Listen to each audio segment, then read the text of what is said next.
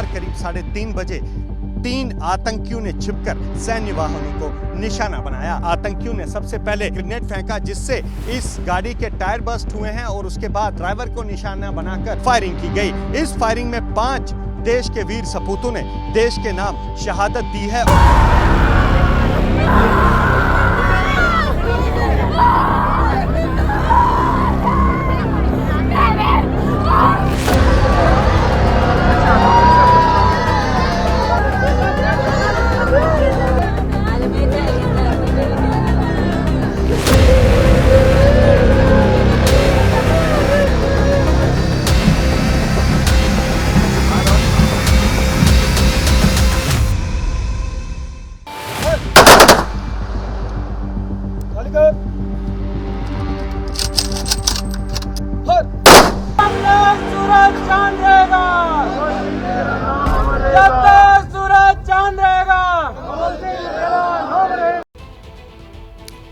नमस्कार, good morning, बहुत स्वागत है आपका। आप देख रहे हैं स्पेशल रिपोर्ट और मैं हूं आपके साथ आयुषी बेटी। सरहद पर तैनात भारत मां के वीर सपूत अपनी जान की बाजी लगाकर इस मुल्क को महफूज रखे हुए हैं। 8 जुलाई को भी जम्मू के कठुआ में हमारे जवान सरहद की सुरक्षा कर रहे थे और तब आतंकियों ने हमला कर दिया, जिसमें 5 जवान शहीद हो गए। इनमें से किसी की 3 महीने की बेटी है तो किसी की सिर्फ 2 महीने पहले ही शादी हुई थी, तो कोई अपने घर का इकलौता कमाने वाला था। शहादत पर पूरे हिंदुस्तान में गुस्सा है और देश इस बलिदान का बदला मांग रहा है।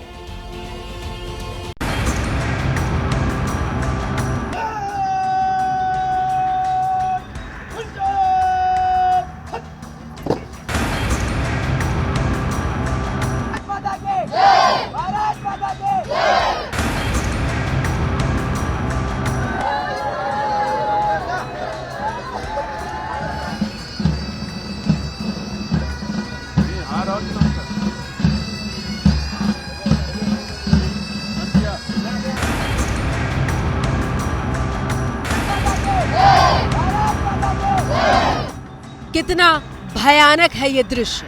एक पत्नी अपने पति का इंतजार कर रही है, लेकिन इस बार पति अपने पैरों पर नहीं बल्कि कंधों पर आया है।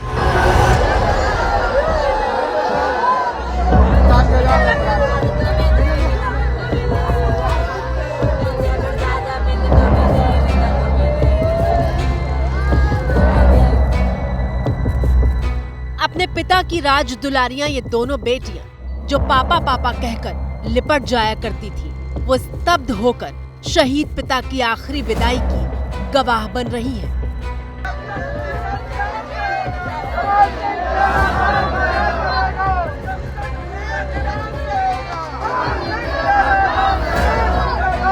माँ को भरोसा ही नहीं हो रहा कि उसका बेटा अब कभी उसे नहीं पुकारेगा।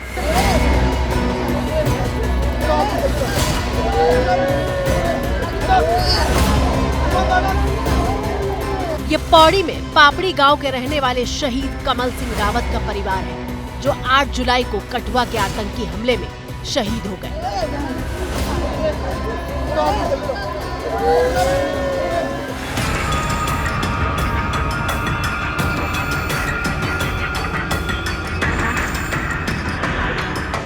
शहीद कमल सिंह रावत का गांव उत्तराखंड के लैंसडाउन हिल स्टेशन के पास है। सेना का ट्रक पार्थिव शरीर को लेकर गांव पहुंचा था, लेकिन ट्रक के लिए आगे जाने वाला रास्ता बंद हो चुका था। इसके बाद पार्थिव शरीर को सेना के जवानों ने कंधे पर उठाया और कमल सिंह के घर की तरफ बढ़ने लगे।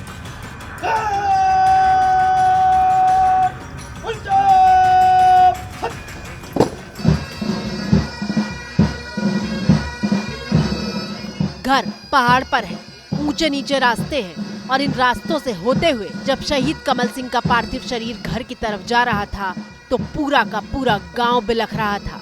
सड़क से लेकर घर की बालकनी में मौजूद हर चेहरा नम आंखों के साथ देश के वीर सपूत को आखिरी सलाम कर रहा था। भारत माता के शहीद जोन अमर रहे, भारत माता के, भारत माता के। टेढ़े मेढ़े रास्तों से होते हुए पुल को पार करते हुए सेना के जवान पार्थिव शरीर के साथ जैसे जैसे घर के नजदीक पहुंचने लगे, मानो हर किसी का कलेजा कांपने लगा। आखिरी बार कमल सिंह अपने घर की चौखट तक आए थे।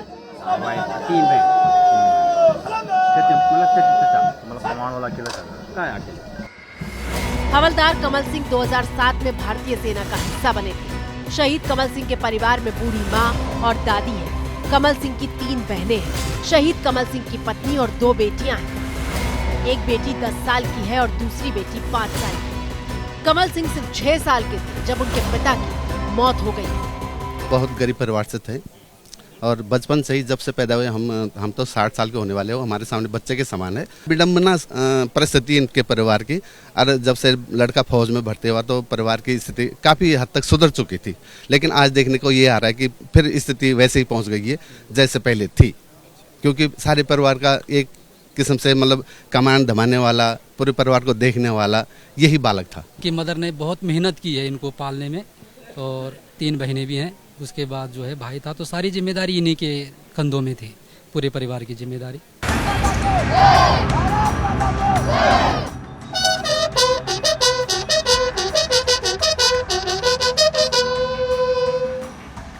माँ ने बेहद संघर्ष के साथ बच्चों को पाला।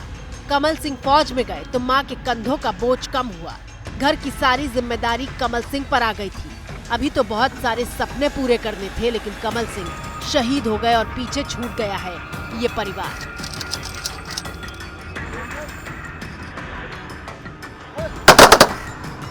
मौके पर एबीपी न्यूज संवाददाता दीपक रावत मौजूद थे, जो बता रहे हैं कि कैसे वहां की हवा तक कमल सिंह की वीरता को प्रणाम कर रही थी।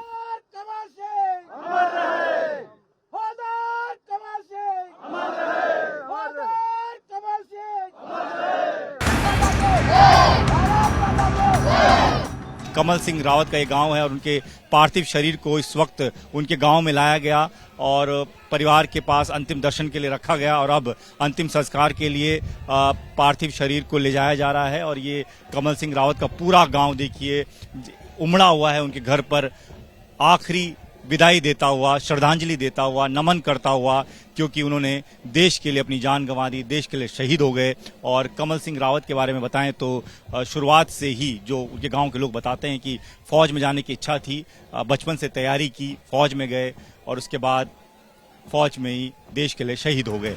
अंतिम संस्कार से पहले कमल सिंह को सलामी दी गई। नदी किनारे चिता सजाई गई और फिर उनका अंतिम संस्कार हुआ। हमें तो बहुत बुरा लगा और बहुत, ये तो सबकी आंखों में आंसू दे गया और गवर्नमेंट को इसका तुरंत एक्शन लेना बहुत जरूरी है, ताकि हमारी को भी तसल्ली हो जाए कि इतने आदमी उनके भी मार दिए गए, हमको भी तसल्ली होना चाहिए। जितना उनके मन में है वो यही कह रहे हैं कि सरकार को ज़रूर कड़े कदम उठाने चाहिए, और जिन लोगों की नापाक हरकतों की वजह से हमारे देश के ये जवान शहीद हुए हैं उनको मुंह तोड़ जवाब देना भी बहुत ज़रूरी है, और वो जल्द से जल्द दिया जाना चाहिए।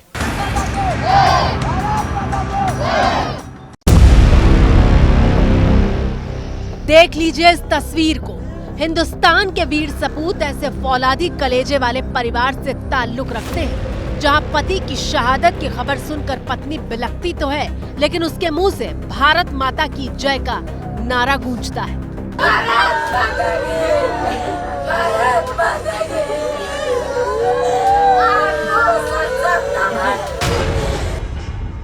कठुआ आतंकी हमले में शहीद हुए ये आनंद सिंह रावत की पत्नी विजया रावत हैं, जो पति की बहादुरी को सैल्यूट कर रही हैं।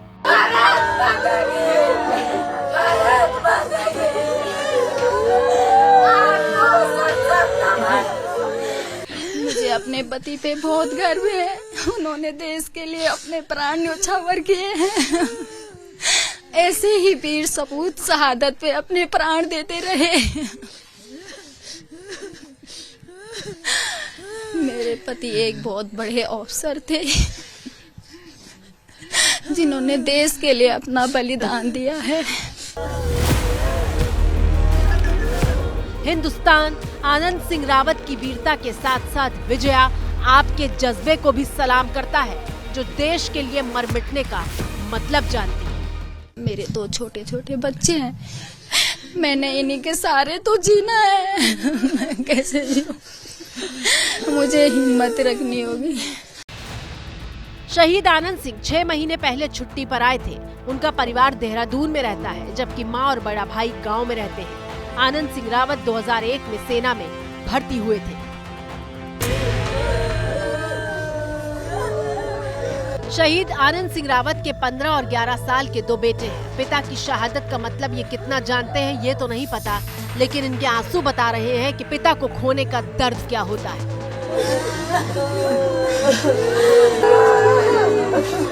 मेरे भाई देश के लिए शहीद हुए हैं, हमें गर्व भी है और दुख भी है।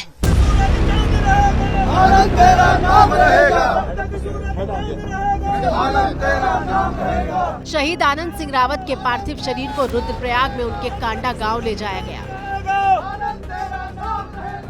गांव में ही परिवार ने आखिरी दर्शन किए। ये तस्वीर देखिए, जब मां को आखिरी बार अपने शहीद बेटे का चेहरा दिखाया जा रहा था तो वो कैसे बदहवास सी हो रही थी।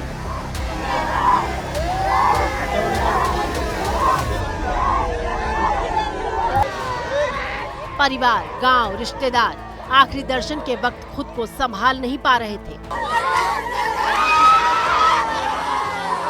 आनंद सिंह रावत इस साल होली से पहले महीने भर की छुट्टी लेकर गांव घूमने गए थे, लेकिन किसी को क्या पता था कि वो छुट्टी आखिरी छुट्टी साबित होगी।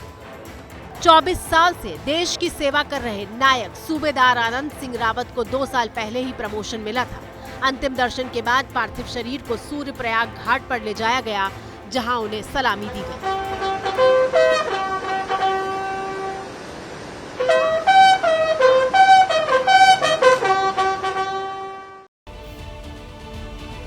तो देखिए, सबसे खतरनाक बात यह है कि जम्मू क्षेत्र में दक्षिणी पीर पंचाल को आतंकवादियों ने पहली बार अपना सेंटर बनाया है। आतंकवादी गतिविधियों का केंद्र घाटी से जम्मू की तरफ शिफ्ट हो रहा है। मतलब जहां आतंक का सफाया हो चुका था, उसे दोबारा दहशत का गढ़ बनाया जा रहा है। आतंकवादियों की तलाश में लगातार सर्च ऑपरेशन चलाया जा रहा है। एक तरफ आतंकियों की तलाश जारी है, तो दूसरी तरफ एक एक करके शहीदों के पार्थिव शरीर उनके घर पहुंचे तो कोहराम मच गया। कठुआ में शहीद हुए लांस नायक विनोद भंडारी अपने पीछे 3 महीने की बेटी और 4 साल का बेटा छोड़ गए।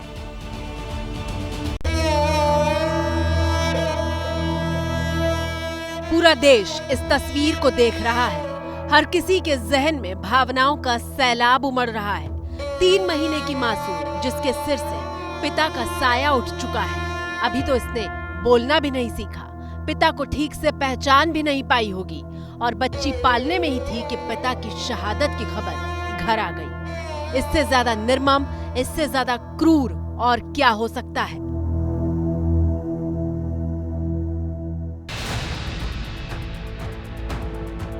ये उत्तराखंड के टिहरी के अठूरवाला में शहीद विनोद का घर है, जहां बूढ़ी मां का रो रो कर बुरा हाल है, जिसके लिए यकीन कर पाना असंभव है कि उसका बेटा अब इस दुनिया में नहीं है। शहीद विनोद भंडारी जी की माताजी आपको नजर आएंगी, बात करने की हालत में नहीं है। छोटा सा परिवार, उनका छोटा सा बच्चा, छोटी सी बेटी आपको तस्वीरों में नजर आएगी। विनोद को परिवार की चिंता थी। दिन में 2 बार फोन करके मां से पूछते थे कि खाना खाया या नहीं। दिमाग सुन्न कर देने वाली दूसरी तस्वीर देखिए। पति की शहादत की खबर सुनकर पत्नी बेसुध है और 4 साल का बेटा अपनी मां के पास बैठा हुआ है। और शहीद की पत्नी आपको नजर आएंगी, जो बार बार होश में आती हैं, फिर बेहोश हो जाती हैं, अपने पति के बारे में पूछती हैं। शहीद विनोद सिंह भंडारी जी के बारे में बार बार पूछती हैं। यकीन करना मुश्किल है कि उनके ऊपर, उनके परिवार के ऊपर इतना बड़ा दुखों का पहाड़ टूट गया है। बच्चे भी, बालक है सामने और एक बच्ची है, वो झूले में भी सो रही है। 3 महीने की बच्ची है। ये बालक है, अभी 4 साल भी पूरा नहीं हुआ है। यही अब इस घर पे तो एक तरफ का पहाड़ टूट ही गया है।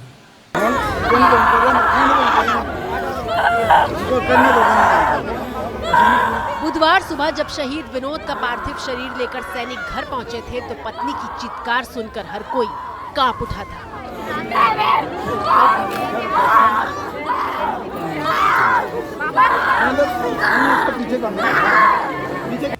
लांस नायक विनोद भंडारी 10वीं गढ़वाल राइफल्स में तैनात थे।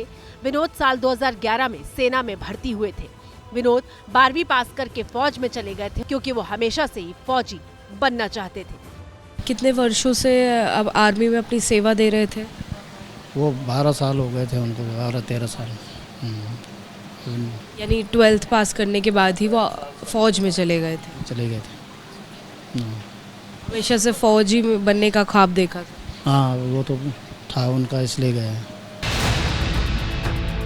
3 महीने पहले अपनी बेटी के नामकरण के मौके पर विनोद घर आए थे। जश्न का माहौल था। किसी ने कल्पना भी नहीं की थी कि एक पिता, एक पति, एक बेटा आखिरी बार घर की दहलीज तक आया है। अगली बार उसका पार्थिव शरीर घर आएगा।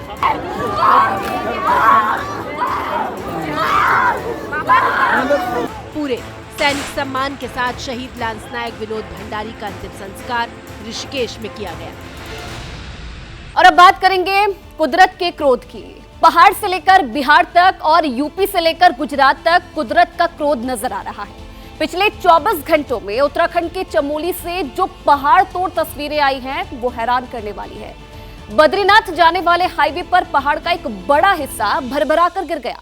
तस्वीरें मोबाइल कैमरे में कैद हुई हैं।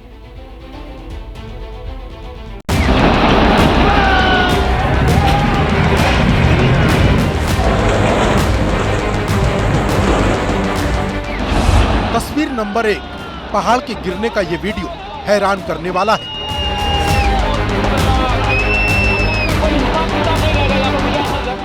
पहाड़ के दरकने का ये वीडियो जिसने भी देखा दंग रह गया।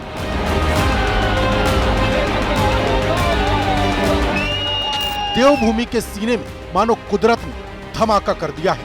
हर तरफ सिर्फ धूल का गुबार है। अंदाजा लगाइए कि पहाड़ के गिरने का ये वीडियो कितना भयानक रहा होगा।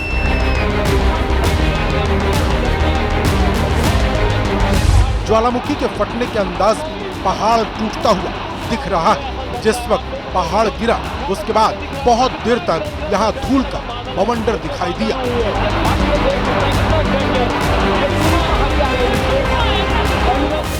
अब इस घटना को दूसरे कैमरे से देखिए। दूर से गांव के एक शख्स ने मोबाइल में इस वीडियो को कैद किया है।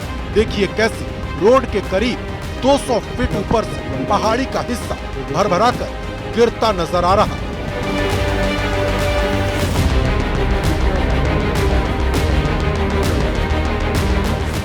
पहाड़ी के टूटने का ये वीडियो चमोली से आया है।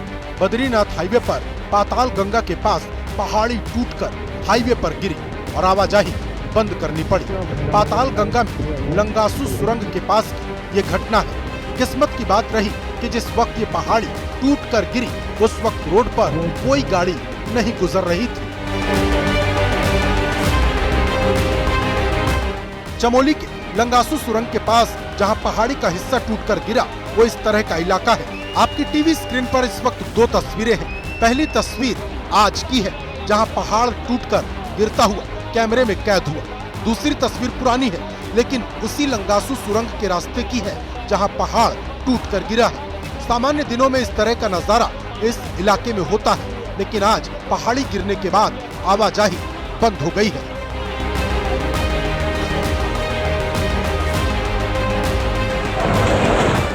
तस्वीर नंबर 2, अब इस तस्वीर को देखिए जो उत्तराखंड के जोशीमठ से आई है। पहाड़ से चट्टान का बड़ा सा हिस्सा टूटकर सड़क से होते हुए खाई में गिर रहा है।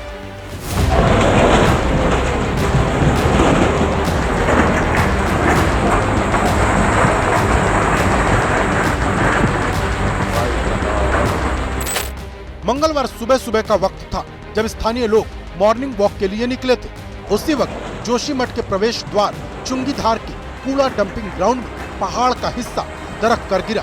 स्थानीय लोगों को अंदाजा पहले से हो गया था, लिहाजा सड़क के दोनों तरफ गाड़ियां रोक दी गई थी। रोड पर एक कुत्ता खड़ा था जो पहाड़ी के गिरते ही पीछे की तरफ भागा।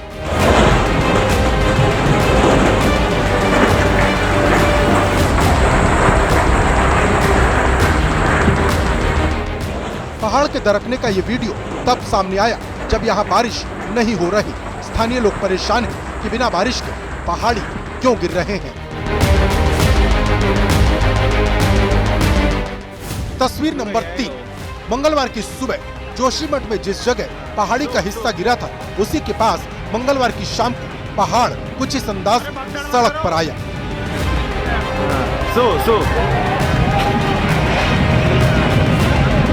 अरे भगदड़ मत करो। स्थानीय लोगों को अंदाज हो गया था, लिहाजा आवाजाही रोक दी गई। लेकिन जब पहाड़ टूटकर सड़क पर आया तो कैसे लोग सहम कर पीछे की तरफ भागे, वो देखिए।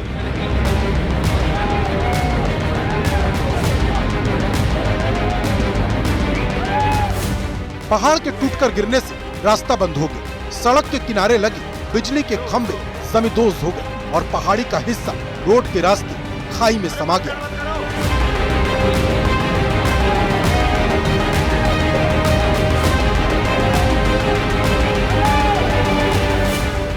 चमोली से लगातार पहाड़ के गिरने की तस्वीरें आ रही हैं। अभी रविवार रात को 3.5 की तीव्रता का भूकंप भी आया था और इसके बाद से पहाड़ गिरने की 3 बड़ी घटनाएं हो चुकी हैं। मंगलवार को 2 घटनाएं हुई तो बुधवार को मानो कुदरत ने रौद्र रूप दिखा दिया। बुधवार को जहां पहाड़ी गिरा वहां लंगासू सुरंग है। सुरंग को नुकसान हुआ या नहीं इसका पता नहीं चला है। तीनों तस्वीरें डराने वाली हैं। बरसात का मौसम है, पहाड़ी इलाकों में कब बारिश हो जाए पता नहीं। ऐसे में अगर आप इन इलाकों में रहते हैं तो सतर्क रहने की जरूरत है और अगर आप घूमने के लिए जा रहे हैं तो फिर सावधानी से जाएं और रूट और मौसम की जानकारी जरूर लें, क्योंकि सावधानी जरूरी है और कोई भी खतरा बताकर नहीं आता। ऐसे में सावधानी ही बचाव है। तो एक तरफ पहाड़ भरभरा कर गिर रहे हैं तो दूसरी ओर बाढ़ और बारिश ने मैदान में कहर बरपा रखा है। यूपी के दर्जन भर जिलों में इस वक्त बाढ़ और बारिश की वजह से बुरा हाल है। पीलीभीत में तो घरों में मगरमच्छ घूम रहे हैं, अफसरों के घर डूब गए हैं और सड़कें तालाब बन चुकी हैं। गुजरात के कई इलाकों में भी बारिश ने कहर बरपा रखा है।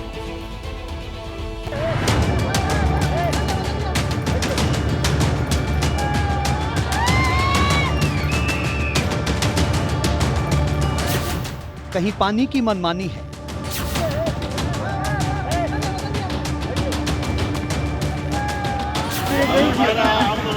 कहीं पानी ने बढ़ाई परेशानी है।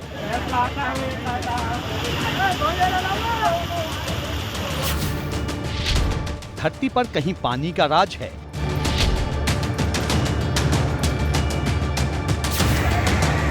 कहीं पानी ने गिराई जिंदगी पर गाज है।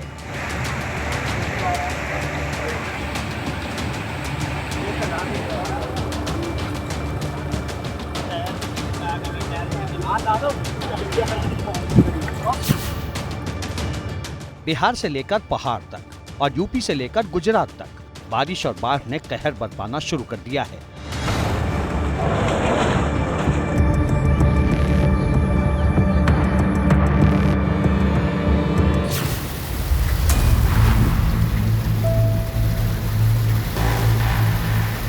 ये तस्वीरें गुजरात के द्वारका से आई हैं।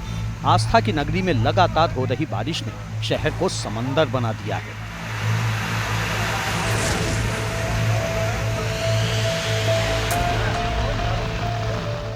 जहां देखिए पानी ही पानी, घर से लेकर दुकान तक, रोड से लेकर गली तक सब पानी में डूबे हैं।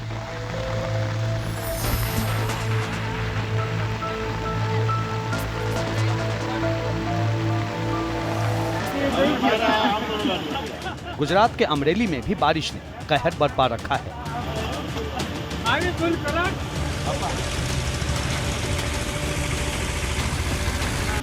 इस वीडियो में देखिए कैसे आसमान से बारिश हो रही है और धरती पर इंसान बेबस और लाचार दिख रहा है।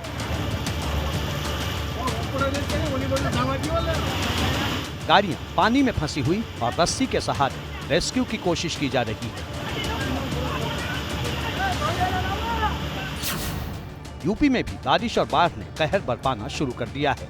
ये तस्वीरें पीलीभीत से आई हैं। घर, दुकान, मकान, दफ्तर, सड़क सब पानी में डूबे हैं। इस पानी ने बड़े छोटे अफसर, कर्मचारी, अमीर, गरीब सबका फर्क मिटा दिया है।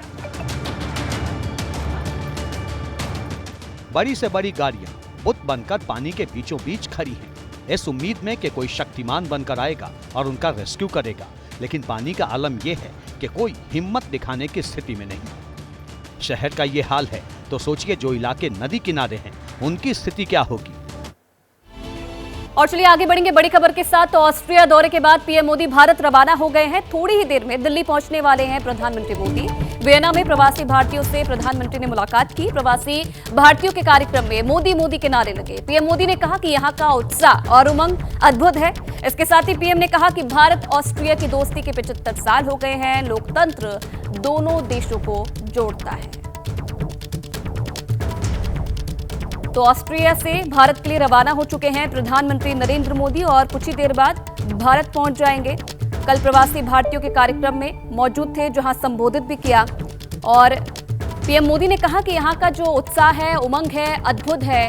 इसके साथ ही उन्होंने कहा कि भारत ऑस्ट्रिया की दोस्ती और मजबूत हो गई है और लोकतंत्र दोनों देशों को जोड़ता है।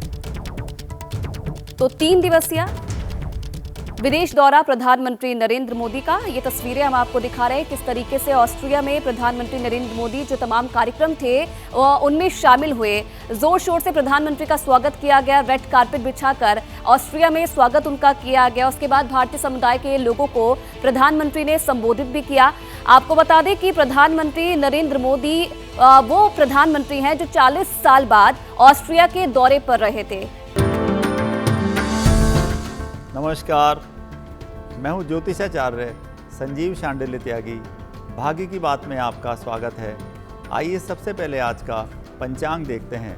आज संवत 2081 आषाढ़ शुक्ल पक्ष की पंचमी तिथि प्रातः 10:03 तक रहेगी। उसके बाद षष्ठी तिथि आरंभ हो जाएगी।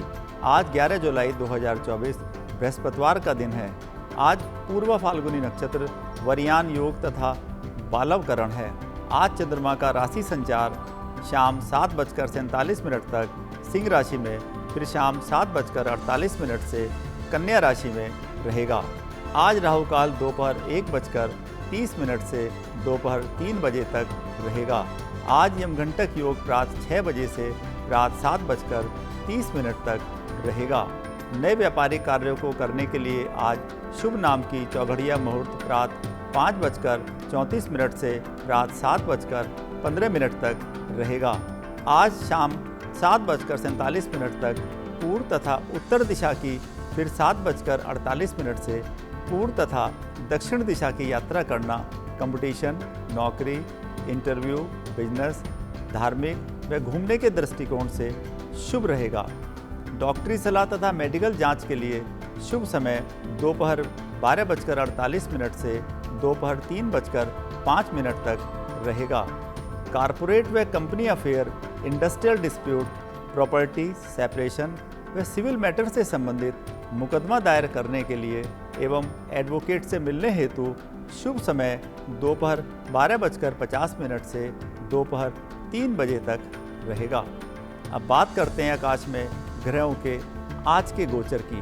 चंद्रमा तथा ग्रहों के इसी गोचर के आधार पर नित्य राशियों की प्रेडिक्शन की जाती है।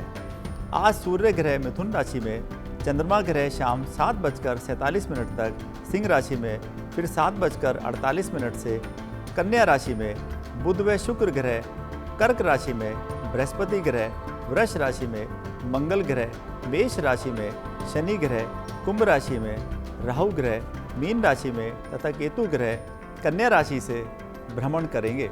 अब बात करते हैं आज के 12 राशियों के राशिफल की। मेष राशि वालों के लिए आज का दिन नई उम्मीदों को लेकर आ रहा है।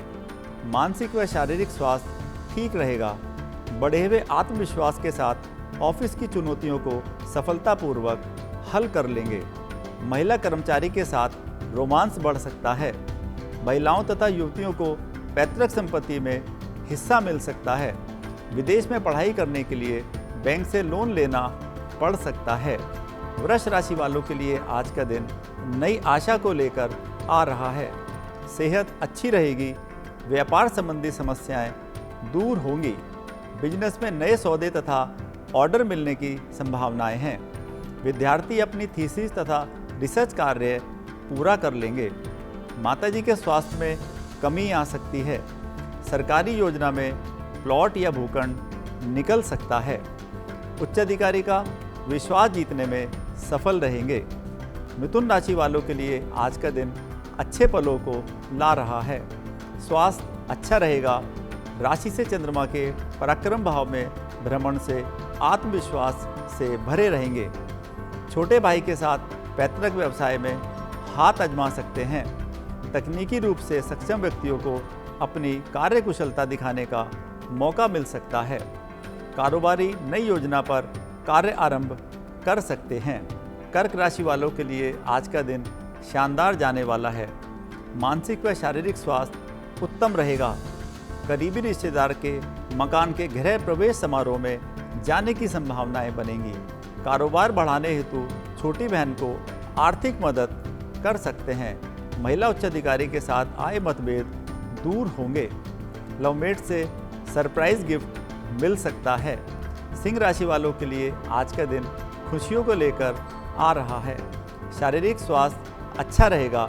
कार्य क्षेत्र में बदलाव से तरक्की के नए रास्ते खुल सकते हैं। जीवन साथी के साथ आपसी सहयोग व सामंजस्य बना रहेगा। साझेदारी के कारोबार में बड़े ऑर्डर मिल सकते हैं। पिताजी के साथ करीबी रिश्तेदार के घर घूमने जा सकते हैं। सरकारी कर्मचारियों के ट्रांसफर की संभावना है। कन्या राशि वालों के लिए आज का दिन सामान्यतः शुभ ही रहेगा। स्वास्थ्य के प्रति गंभीर बने रहें। उत्तर दिशा के शहर में कारोबार के सिलसिले में जाने की संभावनाएं हैं। महिला उद्यमियों को नए अवसरों की प्राप्ति हो सकती है। व्यापारिक मीटिंग से पहले गणेश अथर्वशीर्ष का पाठ करें तथा गणेश जी को लड्डू अर्पित करें। बिजनेस रिलेटेड लोन आज पास हो सकता है। तुला राशि वालों के लिए आज का दिन नए अवसरों को ला रहा है। स्वास्थ्य उत्तम रहेगा। व्यापारिक गतिविधियां बढ़ी रहेंगी। बिजनेस को बढ़ाने से संबंधित बड़ा निर्णय ले सकते हैं। बड़ी बहन के घर जाने का मौका मिल सकता है। पारिवारिक समस्याओं को नज़रअंदाज ना करें। ससुराल से मान सम्मान की संभावना बन रही है। लवमेट को पारिवारिक सदस्यों से मिलवा सकते हैं। वृश्चिक राशि वालों के लिए आज का दिन बड़ा अवसर ला रहा है। स्वास्थ्य ठीक रहेगा। सरकारी विभाग द्वारा सम्मानित किया जा सकता है। सैन्य बलों को बड़ी उपलब्धि मिल सकती है। बिल्डर्स तथा प्रॉपर्टी का काम करने वालों पे नए प्रोजेक्ट शुरू हो सकते हैं। विभागीय जांच का निर्णय आपके फेवर में आ सकता है। धनु राशि वालों के लिए आज का दिन सुनहरे पलों को ला रहा है। स्वास्थ्य संबंधी चिंताएं दूर होंगी। अविवाहितों की शादी तय हो सकती है। सारा दिन आज भाग्य का साथ रहेगा। चंद्रमा की भाग्य भाव में उपस्थिति से कारोबार में नई उपलब्धियां हासिल कर सकते हैं। ससुराल पक्ष से चल रहा मतभेद ठीक हो सकता है। साहित्य से जुड़े लोगों की प्रतिष्ठा बढ़ सकती है। मकर राशि वालों के लिए आज का दिन सावधानी से बिताने का दिन है। स्वास्थ्य पर ध्यान दें। शेयर तथा पूंजी बाजार में निवेश करना शुभ नहीं है। वाहन खरीदने तथा बेचने का शुभ समय नहीं है। प्रॉपर्टी से संबंधित एग्रीमेंट या रजिस्ट्री पर साइन करने का शुभ समय नहीं है। जुए, सट्टे या लॉटरी में पैसे लगाने से नुकसान हो सकता है। आज यात्रा को अवॉइड करें। कुंभ राशि वालों के लिए आज का दिन नया जोश व उत्साह को लेकर आ रहा है। आज हिम्मत व शक्ति बढ़ी रहेगी। आत्मविश्वास नेक्स्ट लेवल का रहेगा। परिवार में मांगलिक उत्सव हो सकते हैं। पारिवारिक निर्णय लेने में सभी का सहयोग मिलेगा। पत्नी को कारोबार में पार्टनर बनाना शुभ रहेगा। विद्यार्थियों का सिविल, ऑटोमोबाइल, इंजीनियरिंग व लॉ के कोर्सों में एडमिशन लेना शुभ रहेगा। मीन राशि वालों के लिए आज का दिन शांत भाव से बिताने का दिन है। शारीरिक स्वास्थ्य की अनदेखी परेशानी में डाल सकती है। हड्डी व जोड़ों की समस्या उभर सकती है। ऑफिस में साथी कर्मचारियों का सहयोग कम मिलने से मन में तनाव रहेगा। आज उधार लेन देन का काम ना करें। पारिवारिक सदस्यों के बीच बाहरी व्यक्ति मतभेद पैदा कर सकते हैं। वाणी पर संयम रखना उचित रहेगा। अब बात करते हैं आज के वास्तु ज्ञान की। वास्तुशास्त्र में भवन निर्माण, कॉलोनी या टाउनशिप बनाने के लिए भूमि चयन में सावधानी रखनी चाहिए। जो भूमि पथरीली या बंजर हो, जिसमें पशु पक्षियों के बिल हों, जिस भूमि में सांपों द्वारा बनाई गई बाम्बियाँ हों, या जिस भूमि में पशु पक्षियों की अस्थियां दबी हुई हों, या जिसमें हिंसक पशु आते जाते रहते हों, ऐसी भूमि पर भवन, कॉलोनी या टाउनशिप का निर्माण करना अशुभ रहता है। काली, मटमैली, झिरझिरी, ढीली, पौली व दुर्गंध युक्त भूमि पर भवन, कॉलोनी या टाउनशिप का निर्माण नहीं करना चाहिए। ऐसी भूमि पर भवन, कॉलोनी या टाउनशिप का निर्माण करने से बिल्डर तथा वहां रहने वालों के स्वास्थ्य में कमी आ जाती है तथा आर्थिक प्रगति रुक जाती है। भाग्य की बात में आज इतना ही। आपका दिन शुभ व मंगलमय हो। नमस्कार।